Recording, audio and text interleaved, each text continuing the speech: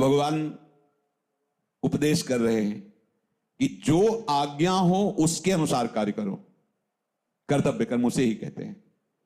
अब उस कर्तव्य कर्म में यह सावधानी रखनी है, कर्तव्य कर्म पूरा हो ना पूरा हो, समझना। अनुकूल परिणाम मिले या प्रतिकूल परिणाम मिले, लोग निंदा करने लगे या यश करने लगे, मुझे बिल्कुल उधर नहीं देखना है। जो आज्ञा और जैसे चलाया जा रहा है, बस। कर्म का पूरा होना अथवा ना होना, सांसारिक दृष्टि से उसका फल अनुकूल होना या प्रतिकूल होना, उस कर्म के करने से मेरा आदर बढ़ना या मेरा निरादर होना, मेरी प्रशंसा होना या मेरी निंदा होना, अंतःकरण की शुद्धि होना या अंतःकरण का पवित्र होना, सिद्धि होना या असिद्धि होना, हमें इससे कोई मतलब नहीं। समझो, समो भूत्वा, सिद्धे असिद्धयो समो भूत्वा समत्वम योग उच्यते। कर्म तो सब कोई करता है, लेकिन कर्म योग इसे कहते हैं। और इसकी इतनी सामर्थ्य है इस योग की कि वो सीधे सीधे भगवत प्राप्ति कराते। हमारी मुक्ति हो या ना हो, हमारी भक्ति बढ़े या ना बढ़े, हमारी सदगति हो दुर्गति हो, मुझे इससे कोई मतलब नहीं, सिर्फ आज्ञा पालन से मतलब है। क्या बात है। उपासक को यह बात असंगता की चरम सीमा में पहुंचा देगी, जिसे कहते हैं जीवन मुक्त परमहंस। यह स्थिति अगर अभी वो चल रहा है और उसको असंगता का अनुभव नहीं हो रहा, उसके अंदर ये समता नहीं आ रही, तो भी उसका कुछ बिगड़ने वाला नहीं। अंत में सिद्धि उसे प्राप्त हो जाएगी समता की, क्योंकि उसने आज्ञा पालन के लिए अपने जीवन को समर्पित कर दिया है। अंतःकरण की क्षमता से साध्य रूप क्षमता स्वतः आ जाएगी। इसलिए भगवान कहते हैं योगस्था कुरु कर्माणि। सिद्धि असिद्धि में सम होकर के, प्रायः देखो उपासक कहां है, समझो हमारा मार्ग क्या है, हमारे प्रभु ही तो जना सकते हैं। सोई जाने जे देह जना, ये हमारी स्थितियां कहां हैं। हमारे मन के प्रतिकूल थोड़ी भी बात या थोड़ी भी चेष्टा हमें बर्दाश्त नहीं होती और हम परमार्थ से विमुख हो जाते हैं। तो बिना सत्संग के विवेक नहीं होता और बिना विवेक के परमार्थ में चलना नहीं होता। तो आज जो अपने सत्संग सुने इसको समझें। हम उपासक प्रिया प्रीतम के हैं, हमारा कर्तव्य है जितने भी चाहे व्यवहारिक कर्म हो या पारमार्थिक कर्म हो, दोनों हमारे आराध्य देव के लिए हैं। जो कर्म योग है, योग प्रभु से, जितने भी कर्म हमारे, चाहे गृहस्थी हो चाहे विरक्ति हो, और वो कर्म आज्ञा के अनुसार हो रहे, मनमानी नहीं हो रहे, वो गुरुमानी हो रहे, शास्त्र आज्ञा से हो रहे, तो आप निश्चित समझो आपको भगवत प्राप्ति। कि उसमें खास बात केवल है आज्ञा पालन करना। जो भगवान ने शास्त्र में आज्ञा की अपने धर्म कर्म के अनुसार, वैसे उन्हीं को भगवान मिल गए। हमें ऐसे चलना स्वयं भगवान का आदेश है। कर्म पूरा हो या ना हो, अंतःकरण पवित्र हो या ना हो, हमारे को दुर्गति हो या सदगति हो, अब मुझे कोई परवाह नहीं। इसकी खास बात जानते हो क्या है? क्योंकि हमने आपको समर्पित कर दिया अपना। अब आपके लिए यंत्रवत हो रहा है, मैं कहीं नहीं हूं। अब जिसके हृदय में यही स्थिति, वो कहां पहुंचेगा? सीधे प्रभु के पास पहुंचेगा। इसीलिए स्वयं प्रभु बता रहे योगस्थः कुरु कर्माणि संगम त्यक्त्वा धनंजय सिद्ध असिद्धयो समो भूत्वा समत्वम योग उच्यते। हे धनंजय, तू आसक्ति का त्याग करके सिद्धि और असिद्धि में सम होकर योग में स्थित हुआ कर्मों को कर, क्योंकि समत्व ही योग कहा जाता है। संगम त्यक्त्वा, हमें किसी भी कर्म से कोई मतलब नहीं, समझना। जो आज्ञा है वो मुझे करना है। जैसे पीछे जो उदाहरण दिए, जो आज्ञा है, शास्त्र आज्ञा, गुरु आज्ञा, ये करना है बिना ही विचारी। हमें उस कर्म से मतलब नहीं, हमें आज्ञा से मतलब है। वो कर्म हुआ कि आप नाली साफ करो या आप सोहनी लगाओ या आप पादुका साफ करो। आए थे भजन में, माला लेकर भजन में बैठे, कहते हैं कि जूता साफ करो, कहते हैं कि गाय चरा के लाओ। जो उपनिषदों में पढ़ के देखो, आप जाओ ऐसा करके ऐसा करो। वो क्या कह रहे हैं बस उतना ही हमें करना है, हमें आगे विचार नहीं करने। देखो, यदि इस माया बंधन से मुक्त होना चाहते हो तो बहुत ध्यान से सुनना, यही हम फंसे हैं। किसी भी कर्म से, तभी पीछे कहा कर्म से भगवत प्राप्ति नहीं होती, कर्म योग से भगवत प्राप्ति होती है। जो गुरुजनों की आज्ञा के अनुसार गुरुजनों के लिए शास्त्र, गुरुजनों के लिए कर्म किया, उसे योग कहते हैं। क्योंकि उनकी आज्ञा पर चलने पर विषमता पर विजय प्राप्त करके वो सम हो जाता है, क्योंकि उसको उस क्रिया से मतलब नहीं, आज्ञा हुई है। अब देखो, संतों के चरित्र पढ़ करके देखो, भक्तों के चरित्र पढ़कर देखो, जो आज्ञा हुई आजीवन उसी पर तत्पर रहे। और किसी भी कर्म के फल से हमारा संबंध नहीं, ना हमारा कर्म से संबंध है, ना हमारा कर्म फल से संबंध है। अगर उसे हम ज्ञान भाव से देखें तो जितनी भी क्रियाएं होती है सब स्थूल सूक्ष्म से होती है और किसी न किसी कामना से होती है। हमारा जो स्वरूप है वो अचाह है, उसे कुछ नहीं चाहिए, और अकर्ता है, उसे कुछ नहीं होता। पर हम अपने को देह भाव में मान चुके हैं, इसलिए छूटने के लिए हमें लगता है कि किसी कर्म से ही हम बंधे हैं और किसी कर्म से ही हम छूटेंगे। तो कोई वो खास कर्म नहीं है जिससे छूटा जाता है। कर्म में आसक्ति ना होना, कर्म फल की चाह ना होना, केवल कर्तव्य का पालन करना, आज्ञा के अनुसार आप कर्म बंधन से मुक्त हो जाएंगे। पीछे के कर्म बंधन ये काट देगा और ये कर्म आपको बांधेगा नहीं, और इससे भगवत प्राप्ति हो जाएगी। बिना कर्म किए कोई रह नहीं सकता। इसलिए समझिए, किसी भी कर्म से हमारा संबंध नहीं। हमें जो आज्ञा हुई है शास्त्र की, तस्मात् शास्त्रम प्रमाणन्ते कार्या अकार्यौ व्यवस्थितो, शास्त्र व्यवस्था करता है क्या करना चाहिए क्या नहीं करना चाहिए। तो शास्त्र को हम समझ नहीं पाते, तो शास्त्र का रहस्य गुरुजनों से, भक्तजनों से, संत जनों के जो हृदय में अनुभव हुआ उसके अनुसार हम फिर चलते हैं। बहुत सरल हो जाता है। कहां हम पूरा शास्त्र पढ़ पाएंगे, तो वो सार बात हमें बता देते, ऐसा करो, ऐसा ना करो। तो जो करने के लिए कहा है वो हमारी प्रधान वृत्ति उनकी आज्ञा पालन है, उस कर्म से संबंध नहीं। वो कर्म ऊंचा है, नीचा है, पवित्र है, अपवित्र, इस पर वो जो आज्ञा की है, हमारी दृष्टि आज्ञा पर है। देखो ना, श्री जी ने जो राधा वल्लभ जी के पीछे एक मंदिर है छोटा सा, प्राय सब लोग नहीं जानते, वो आनंदी बाई जी का, वो लाल प्रिया जी को अपना बेटा और बहू मानती थी। तो एक दिन श्री जी को पोशाक धारण करवा रही थी, तो साड़ी बार बार फिसल रही थी, तो उनका बहू ये साड़ी पसंद नहीं क्या, दूसरी पहनाई। भक्तों की दृष्टि और भक्तों की बातचीत अलग ही होती है। वो भी जितनी साड़ियां थी सब बदल दी, लेकिन कोई भी टिक नहीं रही थी। अच्छा, तो बहू को अब नई साड़ी चाहिए, और आप विरक्ति से रहती थी। कुछ भक्तों से अर्थ एकत्रित करके बहू के लिए साड़ी लाने के लिए कलकत्ता आई। कई दुकानों में देखा, अंदर से लग नहीं रहा था कि ये साड़ी ले। अचानक एक रिक्शे पे बैठी हुई नव युवती को देखा, वो साड़ी देखते ही एकदम पसंद आ गई। और एक रिक्शा किया, उसके पीछे लगाया, वो जब कोठी पे रुकी जाके, रुको, नजदीक गई, उनका मैं अपनी बहू के लिए साड़ी लेने आई थी, वृंदावन से आई हूं। पहले यही सुन के आश्चर्यचकित हो गई कि ऐसी सास तो हमने आज तक नहीं देखी जो अपनी बहू की पसंद के लिए वृंदावन से कलकत्ता साड़ी ले आई। और फिर हालत देखी, रज लगी हुई, फटी मार्किन जैसी, ऐसे पहने, समझ में नहीं आ रहा था। तो हाथ जोड़ा और कहा कि मेरी बुद्धि काम नहीं कर रही आपको देख करके, आप कितना प्यार अपनी बहू से करती है कि आपके तो वस्त्र ऐसे, और आप हमारी साड़ी देखकर अपनी बहू के लिए, पहले तुम अपना परिचय बताती कि हम वैश्या हैं। तो कोई बात नहीं बेटी, ऐसे अमृतमय वचन भक्तों के लुट गई। कोई इतना प्यार से बेटी कहकर उसको बोला हो आज तक। उन्होंने कहा हमारे श्री कृष्णचंद्र जो बेटा है और किशोरी जो बहू है, वो आंसू चलने लगे उसके कि मैं कितनी नीच हूं, पर कहीं ना कहीं भगवान मेरे पर प्रसन्न हुए।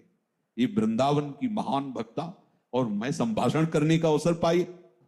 प्रणाम किया और कहा माता जी आप पता दे दीजिए, मैं बिल्कुल ऐसी ही साड़ी कई मंगा करके और स्वयं वृंदावन लेकर के आऊंगी, आप पता दे दीजिए। अब आप विचार कीजिए कहां कैसा। कृष्णदास जी आगरा ठाकुर जी की सेवा के लिए सौंज लेने गए, तो देखा बहुत से लोग घेरे हुए हैं, मंडलाकार भीड़ लगी। ऐसे कौतूहल में अंदर गए तो देखा एक वैश्या नवयुवती नृत्य कर रही और लोग मुद्राएं देकर मनोरंजन कर रहे हैं। ये भी अधिकारी जी थे सेवा की। अर्थराशि थी ही, लेने ही गए थे ठाकुर जी की सेवा सामग्री। अंदर से प्रेरणा हुई और वैश्या को देखते ही रहे। नवयुवती वैश्या नृत्य करते हुए ऐसे दृष्टि की तो देखा है तो रिझवार लग रहा है। प्यार भरी दृष्टि में अपनापन जो होता है वो आकर्षित करता है। वो भी बार बार देखने लगी तो इन्होंने उस समय 10 मुद्रा निकाली, ऐसे वो आई और नजदीक लिया। देख करके इनके हृदय में एकदम आकर्षण पैदा हुआ कृष्णदास। और उनका, हम जहां रुके हुए हैं, हम बहुत बड़े मालिक के सेवक हैं, हम तुम्हारी इच्छा पूर्ति कर देंगे, जितनी तुम्हें मुद्रा चाहिए आप वहां हमारे यहां आइए अपने समाज के सहित और हमें सुनाइए जो मुद्रा। राजीव भी उसका तो काम था, वो आई। फिर देखा तो उनका, देखो हम तो अपने बादशाह के बहुत छोटे से सेवक हैं, हम जो तुम्हें इतनी एकाग्रता से देख रहे थे वो तुमसे, तुम्हारे रूप पे नहीं रिझे, तुम्हारी जो हाव भाव है, विषयी प्राणियों को तुम रिझा रही हो।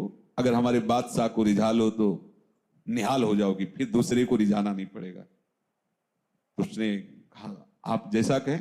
बोले 1000 स्वर्ण मुद्रा आप अपने परिकर को आवाज।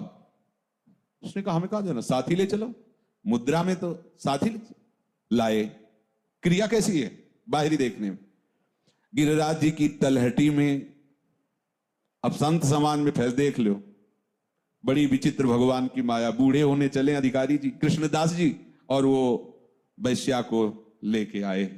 कितनी गंदी वृत्ति इसमें उदय होती कि वैश्या पास में झोपड़ी में रखते हैं, किसी की पर न निंदा की न स्तुति की। गिरिराज जी के समस्त कुंडों में उसको स्नान करवाया और फिर पद सिखाया। और हाव भाव चतुरता रिझाने की तो उसमें स्वाभाविक जन्म जाती थी। और जब पूरा तैयार कर लिया तब बोले चलो आज अपने बादशाह के दरबार में ले चलते हैं। लाए श्रीनाथ जी के सामने और कहा भेंट लाया हूं प्रभु आगरे से। अंदर से कहा सोई का, और उसने कहा इनको तुम रिझा लो, हमारे ये ऐसे बादशाह रिझवार हैं कि रिझ गए तो निहाल कर देंगे। समझ गई हो कि प्रभु की अपार कृपा मुझ मंदभाग्य पर हो गई। जैसे ही आलाप लेकर के गाना प्रारंभ किया तो श्रीनाथ जी के विग्रह की जगह श्रीनाथ जी। क्यों? क्योंकि भक्त ने कहा भेंट लाए स्वीकार करो। यही तो संत सदगुरुदेव की आज्ञा और वचनों का चमत्कार होता है। पूरा पद करके जे ही प्रणाम मुद्रा में हुई वो ललित त्रिभंगी कोटि मनमथ मनमथ रूप देखा, प्राण छूट गए वही, और भगवान की नित्य सेवा में पहुंच गए। हमें आज्ञा पर दृष्टि रखनी, क्रिया पर नहीं। क्या आज्ञा? बस एक खास बात समझना है, नहीं हर कर्म बंधनकारी है, चाहे जितना शुभ हो वो भी बांध देगा।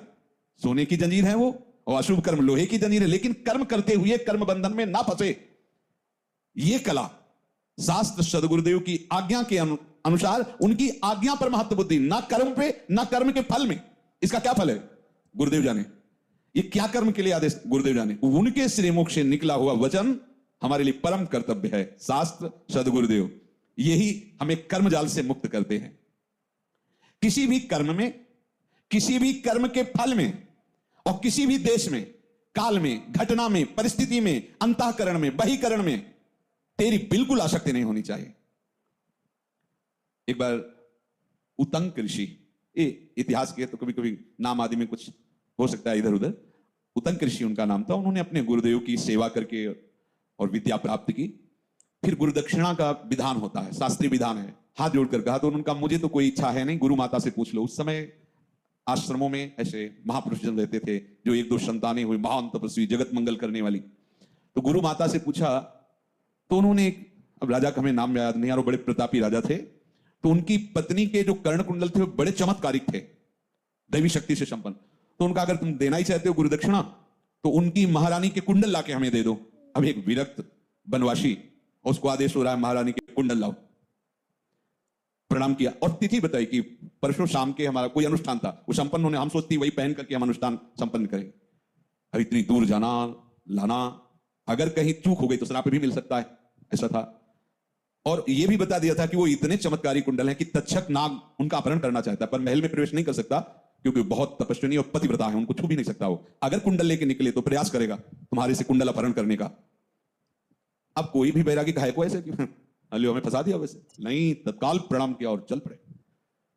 जब कोई गुरु आज्ञा पे चलता है तो दैवी शक्ति उसका सहयोग करती है, जो भागवतिक शक्तियां हैं उनका सहयोग करती है।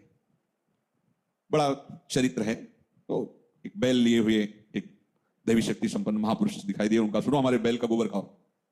कहा क्यों? बोले जो कह रहा हूं करो। आदेश माना, चखा, पर वो खड़े खड़े आचमन किए।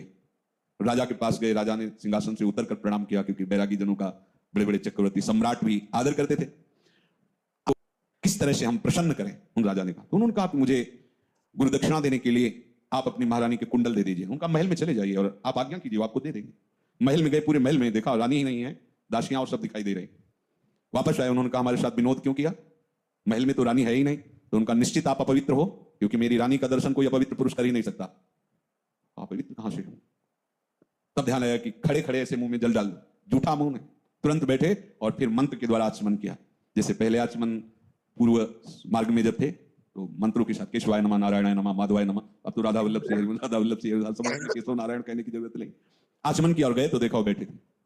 महारानी ने प्रणाम किया। उन्होंने कहा कि हमारा सौभाग्य है कि आप जैसे गुरु भक्त का दर्शन हुआ और आप ये कुंडली। बड़ा उसमें बड़ा चरित्र। कभी प्रश्न नहीं किया कि गुरुदेव आप ऐसी बात क्यों कह रहे हैं, आपसे हमने दीक्षा ली, आपसे हमने प्रश्न और हम आपकी पत्नी की आज्ञा और राजा के पास। और बड़ा चरित्र है वो। ना मेरी किसी कर्म में, ना किसी कर्म फल में, ना किसी देश में, ना किसी काल में, ना घटना में, ना परिस्थिति में, ना अंतःकरण में। जब से उन्होंने बात कही मेरा हृदय जल रहा है। ना अंतःकरण में और ना बहिकरण में। जब से उन्होंने बात कही लोग हमारी निंदा कर रहे हैं। नहीं, तू निर्लिप्त होकर के आज्ञा पालन कर। निर्लिप्त ये है भगवत स्वरूप कर्म, जो भगवत प्राप्ति कर रहा था। निर्लिप्त आपने देखा नहीं, जो पीछे चरित्र सुनाए। अगर तू लिप्त हो जाएगा कर्म में या कर्म फल में या किसी काल देश घटना आसक्ति में, तो वो तुझे बांध लेगी, वो कर्म वृत्ति तुझे बांध लेगी, आवागमन चक्र में फंसा रहेगा। इसलिए निर्लिप्त रहना हो। और निर्लिप्त तभी आज्ञा पालन, सिर्फ मुझे आज्ञा पालन, बस। इसका क्या फल है मुझे कोई मतलब नहीं, क्या क्रिया है उसका मतलब नहीं, सिर्फ आज्ञा पालन। ये कोई महाभाग्यशाली ही ऐसा। अब जो कहें करे हम सोई। सिद्धियो असिद्धयो समो भूत्वा। जब आप ऐसे चलोगे तो आपको मिलेगा क्या?